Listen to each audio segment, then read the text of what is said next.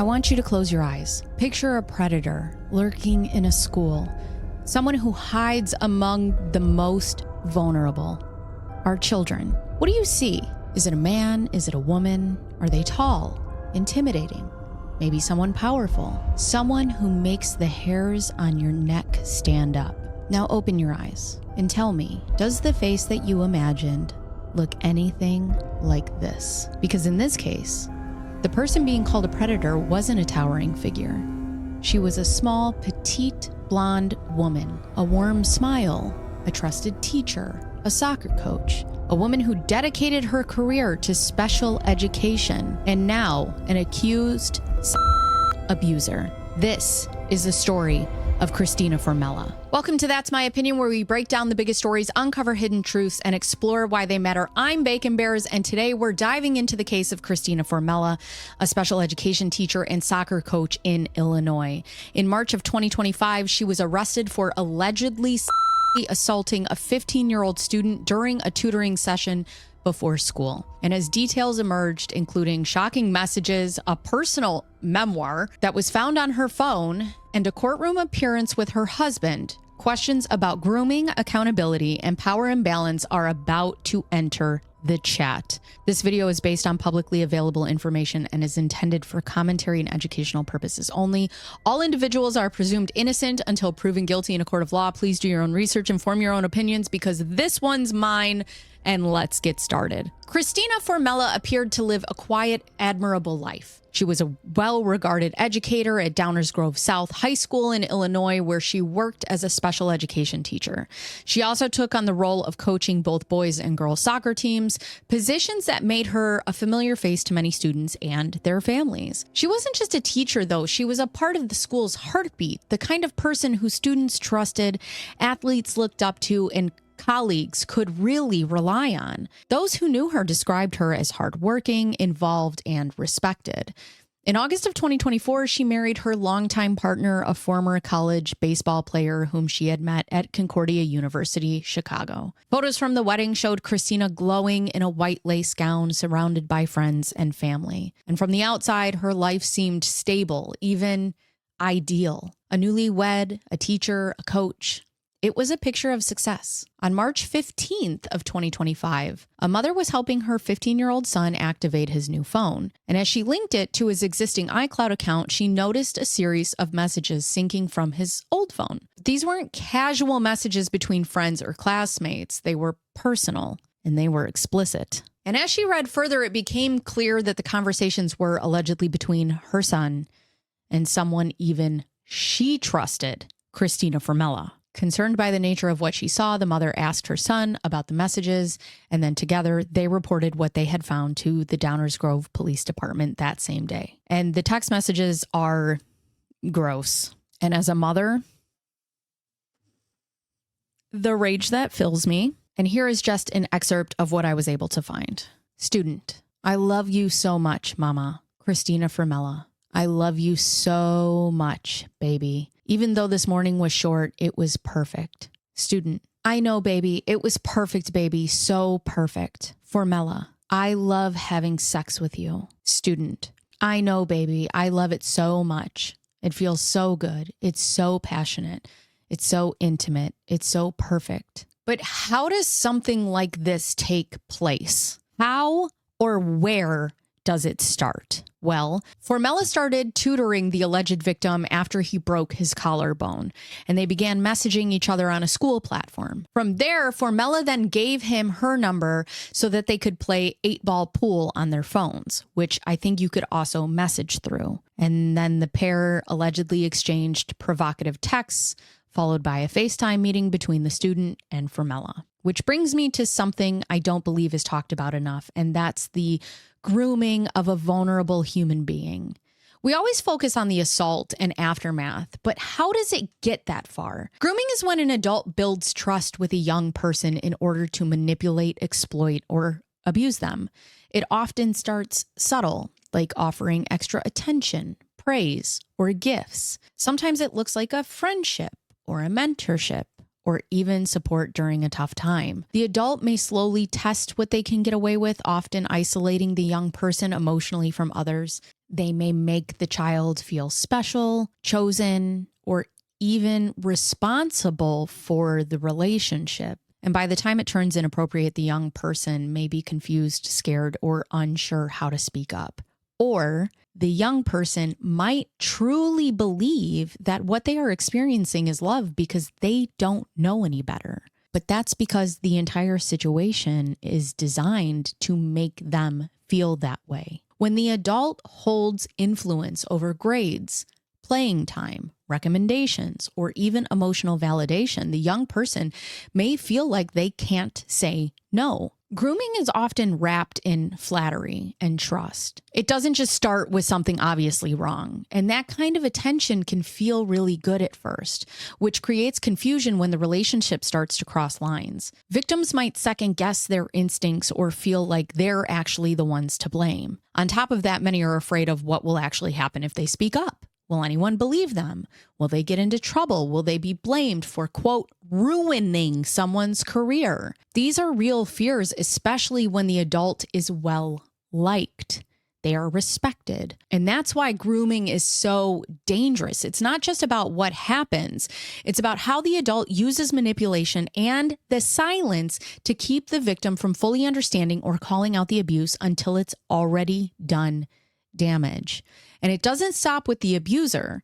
Once those lines have been crossed, especially by someone the child trusted, it can distort their understanding of boundaries with all adults. The child may no longer know how to tell the difference between healthy attention and manipulation.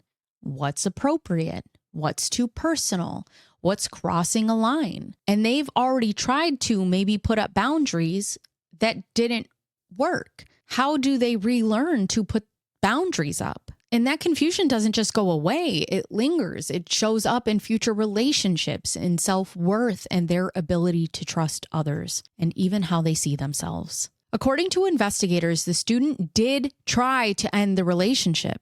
Court documents state that the inappropriate contact began December of 2023 and continued until the student eventually cut it off. Reports suggest that he started to pull away, recognizing that the situation was not okay. And that's incredibly important to point out because this wasn't just a poor decision or a messy situation. This was an adult crossing the line. And yet it was the student who had to step up and make the adult decision to end it. If these allegations are true, this is heartbreaking. A teenager had to carry the emotional weight of recognizing that something was wrong and then act on it. Even more disturbing, investigators found notes on Christina Formella's phone where she expressed anger and hurt over the fact that he had started seeing someone else, even accusing him of, quote, cheating on her, which, let's be clear, is outrageous. This was never a relationship. He can't cheat on you. This is abuse. This is assault. You're not in a... Why am I explaining this? Obviously, she doesn't understand. But I digress. Now, the Notes app on this girl's phone is wild. According to investigators, Christina allegedly used her phone to process what she described as confusion and emotional conflict about her interactions with the student. But here's the thing. Christina denies any wrongdoing. She told the investigators that the student somehow got into her phone and wrote things in an effort to blackmail her. She also maintains that anything personal found in the Notes app wasn't about the student at all. She says it was written about her husband. However, some of what was found paints a much different picture. Let's read it together, shall we? Quote, I once again, from day one, called your next girlfriend. You're so predictable and disgusting. Shocker. You cheated on me with her. All I was to you was somebody to use. I'm not upset. I'm not mad. I'm not any of that. I've just lost interest. I went back and screenshotted every single time I said we should break up, right up until after the wedding and after you graduated. And every single time you came back and convinced me it would be fine. I initiated every single breakup, only for you to turn around and end things yourself, saying you couldn't get over it. But the truth is, you ruined us. I warned you. I told you a long, long, long time ago that we should have never started dating. And every time you gaslit me and convinced me it would be okay. Because that's who you are. We will never, ever be together again. I am not a second choice. I am the best thing you'll ever have. Even with all of my mistakes, you once again waited and strung me along until it was convenient for you. It broke me last time. This time, it changed me. I'm not sad. I'm mad. Mad that I let a 16-year-old play with me like that. And I made a promise to myself that I will never let any guy mess with me like that again, ever. In the end, we both lost. You lost the girl who would have stuck with you through thick and thin, the girl who would have changed everything about herself to make you happy, and I lost the version of myself that existed before I met you.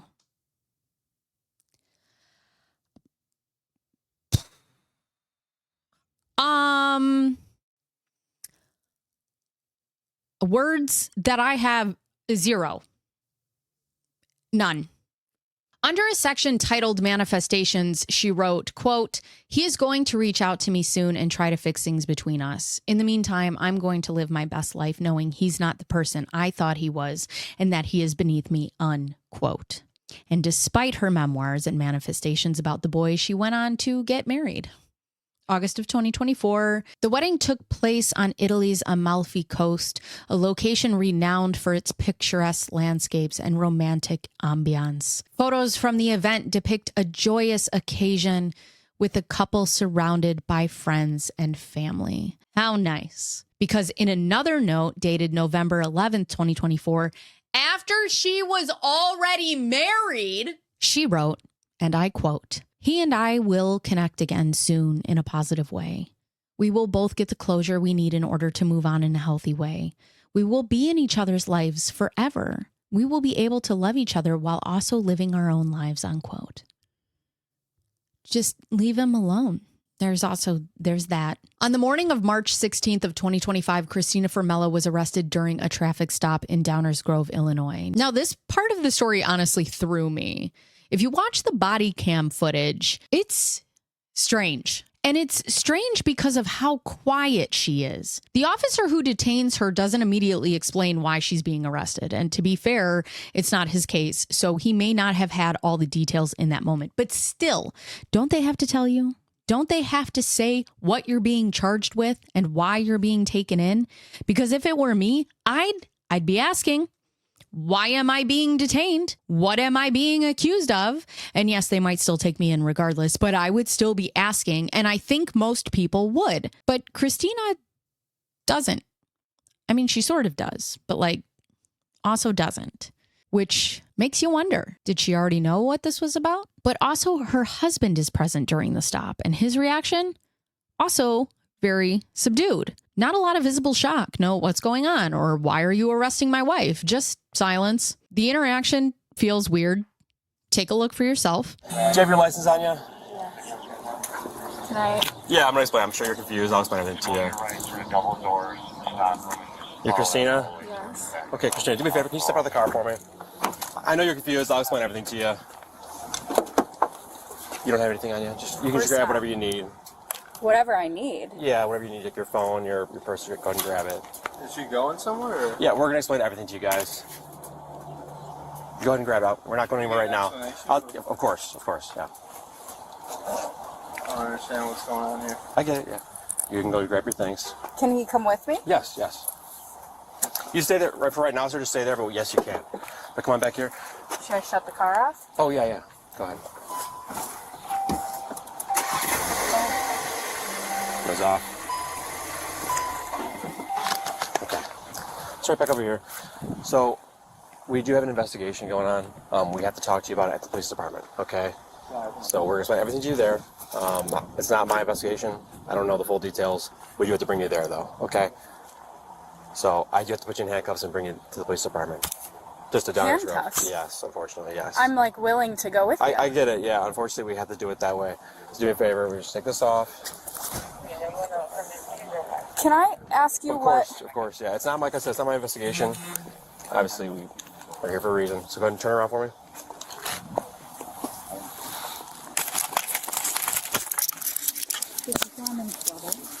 So right now you're just being detained, and there is a detective that needs to talk to you at the police department. So we'll let your husband know. He can just come to the police department as well if he wants to wait for you there. I'm like, I get it. You have a lot of questions. So scared.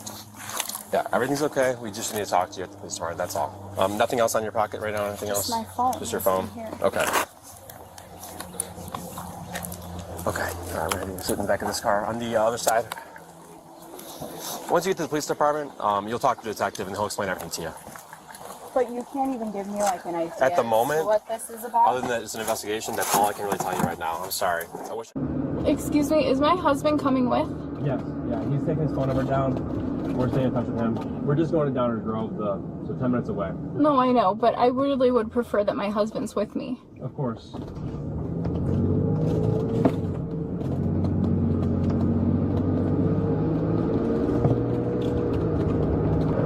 Am I in trouble? Like, I'm so lost right now. I'm sure you are. Like I said, I can't answer any questions right now other than just to tell you that right now you're being detained for an investigation and we're bringing you to the police department. And once you get there, they're going to fill you in on everything. Also, hi, Research Bacon here.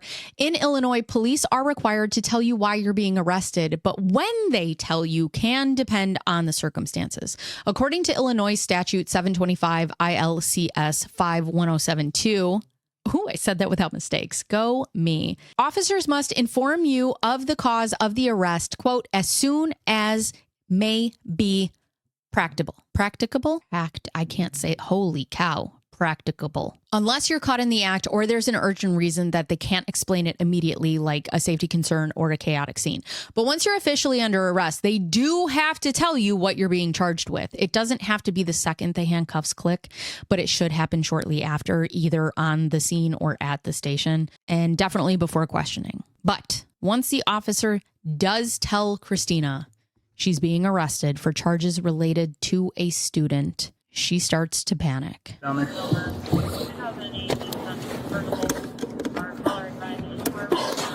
Sure you don't want a tissue or something? I'm feeling I'm gonna throw up. Want a bag? Yes, please. All right. Shauna, can you grab like a bag out of there? Possibly a drunk driver. No complaints tonight, though. Hey, can you get like a bag just in case she gets nauseous? Yeah. I don't know, do we have any of those emesis bags like laying around the box? I figure it's something better than nothing.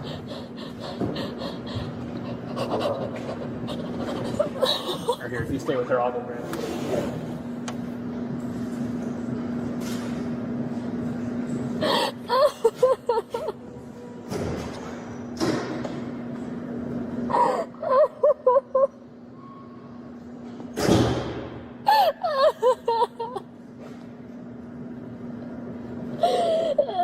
Oh my God. What the fuck?